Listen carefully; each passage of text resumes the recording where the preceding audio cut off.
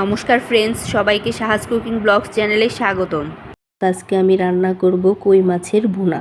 এখানে উপকরণগুলো হচ্ছে কিছু পেঁয়াজ কুচি, আস্ত কাঁচামরিচ ও সামান্য কিছু এলাচ, দারুচিনি, বেটে রাখা জিরা ও কাঁচামরিচ পেস্ট, আর ভালো করে কেটে ধুয়ে রাখা কিছু কই মাছ। এখন মাছগুলোতে সামান্য কিছু হলুদের গুঁড়ো, মরিচের গুঁড়ো ও পরিমাণ মতো লবণ দিয়ে দেব। প্রথমে কড়াইতে পরিমাণ মতো তেল দিয়ে দেব।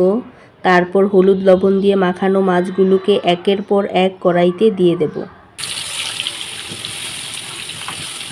তারপর মাছগুলোকে দুপাশ উল্টিয়ে পাল্টিয়ে একটু লাল করে ভেজে নেব।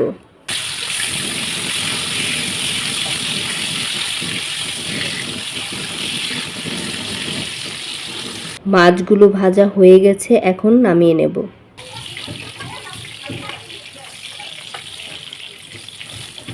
এখন বেটে রাখা জিরা পেস্টে পরিমাণ মতো হলুদের গুঁড়ো, মরিচের গুঁড়ো, ধনিয়া গুঁড়ো ও স্বাদ মতো লবণ দিয়ে দেব।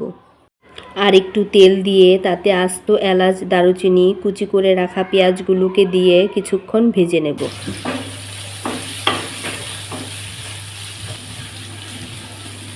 তারপর ভেজে আসা পেঁয়াজগুলোর মধ্যে মশলার মিশ্রণটা দিয়ে দেব এবং কিছুক্ষণ কষিয়ে নেব।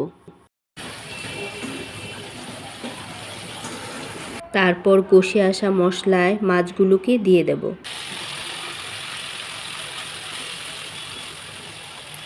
এখন পরিমাণ মতো ঝোল দিয়ে দেব, একটু নেড়ে নেব।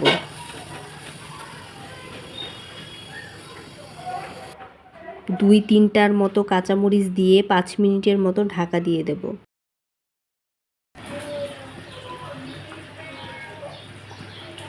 এখন হয়ে এসেছে, এলাচ দারুচিনি পেস্ট দিয়ে একটু নেড়ে নেব। এখন নামিয়ে নেব।